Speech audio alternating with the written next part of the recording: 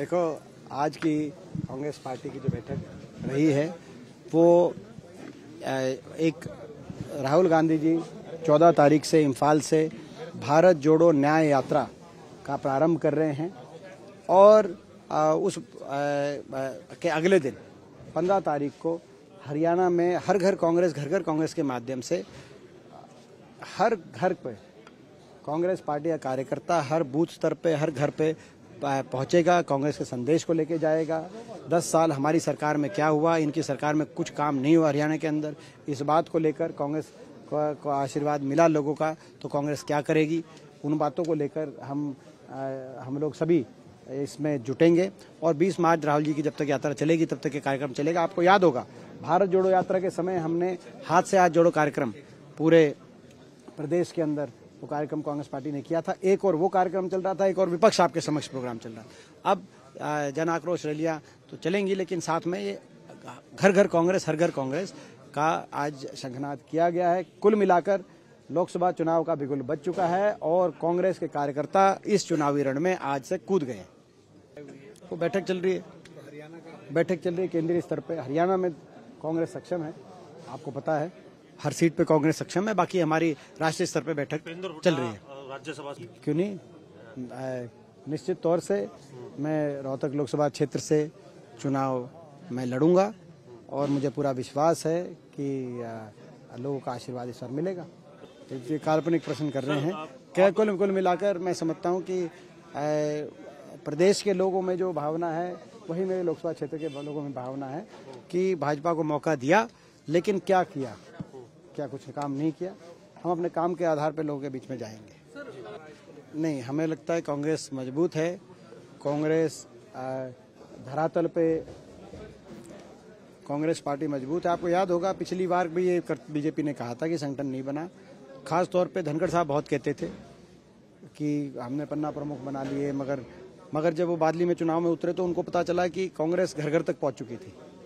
तो कांग्रेस धरातल पे बहुत मजबूत है और समय समय पे जैसे हमारे संगठन के विस्तार की आवश्यकता हमें अपने हित में दिखती है, कांग्रेस हाईकमांड सही समय पे सही फैसला लेता है। जब कांग्रेस हाईकमांड को लगा मजबूती के लिए चौधरी उदय भान जी के हाथ में प्रदेश की कमान सौंपने का काम हुआ, आगे भी जैसे जैसे विस्तार की जब हमें ऐसा लगेगा, मगर वो समय हम सही उपयुक्त समय कांग्रेस पार्टी का हाईकमांड तय करेगा। अशोक तंवर रुष्ट चल रहे हैं सर आजकल, क्या आप सलाह देंगे? उनका अपना उनका देखो, मैं किसी के व्यक्तिगत कोई तो अपना जो है उनके अपने किसी के व्यक्ति कांग्रेस घर कांग्रेस के माध्यम से ही कांग्रेस पार्टी अब आगे चुनाव लड़ेगी, लोकसभा और विधानसभा, या संगठन भी बनाएगी? कौन सभी कुछ करेगी, कोई एक तो नहीं है आपको जो है कोई एक तीर तो नहीं है हमारे तर्कश में। हम तो जो है अपना सब कुछ जो है अलग कैंपेन भी होगा और मैं समझता हूँ कि हर रूप से कांग्रेस पार्टी मजबूत से चुनाव लड़ेगी, क्योंकि हमें पूरा विश्वास है कि हरियाणा में निश्चित तौर से ना सिर्फ बहुमत से कांग्रेस सरकार बनेगी, मगर लोकसभा में भी हरियाणा में 10 की 10 सीट कांग्रेस पार्टी बेहतरीन प्रदर्शन करते हुए जीतेगी। अभी नड्डा जी आए थे, उनका बयान मैं देख रहा था पंचकुला में रोड शो में कि हरियाणा के अंदर बहुत अच्छा नतीजा आने वाला है। मैं नड्डा जी की बात से सहमत हूँ, अच्छा नतीजा आएगा। नड्डा जी, हम आपको बताना चाहते हैं हरियाणा में वही नतीजा आएगा जो आपके गृह प्रदेश हिमाचल में आया था। अच्छा नतीजा आएगा, हरियाणा में कांग्रेस पार्टी की सरकार आएगी। सर, आपको लेकर के और हुड्डा साहब को लेकर के खास तौर से टारगेट कर रही है बीजेपी। मुख्यमंत्री भी ये कहते हैं कि किसी और को मौका देना चाहिए। देखिए, लगातार मैं देख रहा हूँ हर रोज मुख्यमंत्री जी सुबह उठकर अपना कामकाज छोड़कर हुड्डा साहब पे और मेरे पे जो है बयानों के माध्यम से हमलावर हो जाते हैं। मैं समझता हूं कि भाजपा का जो सर्वे का सिस्टम है, सर्वे के आधार पर डेली उनके पास रिपोर्ट जारी होगी किस प्रकार से हुजूम उमड़ रहा है हुड्डा साहब की कांग्रेस पार्टी की रैलियों में, वो रिपोर्ट उनके पास जारी होगी। जनभावना के सर्वे की रिपोर्ट उनके पास जारी होगी, इसीलिए वो चिंतित हैं। लेकिन मैं मुख्यमंत्री जी को कहना चाहता हूं, केवल हम पे निशाना साध के आपका काम नहीं बनेगा, वो बहुत हो गया। 9.5 साल से आपकी सरकार है, अपने 10 साल के काम बताओ। यूं बताओ कि हरियाणा में 10 साल कांग्रेस के राज में काम हुए थे, आपके समय हरियाणा बेरोजगारी में नंबर 1 क्यों हुआ? एक भी कोई बड़ा काम हरियाणा में क्यों नहीं हुआ?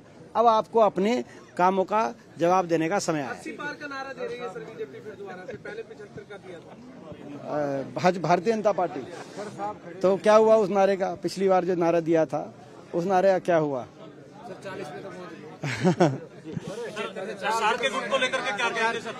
और ये गुट बना हुआ है और अच्छा चलो आखिरी सवाल है। मैं आखिर में ये जो आपने कहा कि भाई 40 पे तो पहुंच गए, इस पे क्योंकि हुड्डा साहब निकल रहे हैं, ये जनता के विश्वास से नहीं, जनता से विश्वासघात करके बनी हुई सरकार है। 40 पे सुई रुक गई थी और मुख्यमंत्री जी केवल 49% करनाल में वोट पड़ी थी और जो है सबसे ज्यादा नोटा भी करनाल में और सबसे कम मतदान प्रतिशत भी 90 सीटों में करनाल में। कितना विश्वास था और सबसे ज्यादा अगर कोई मार्जिन से जीता तो चौधरी भूपेंद्र सिंह हुड्डा जी जीते थे।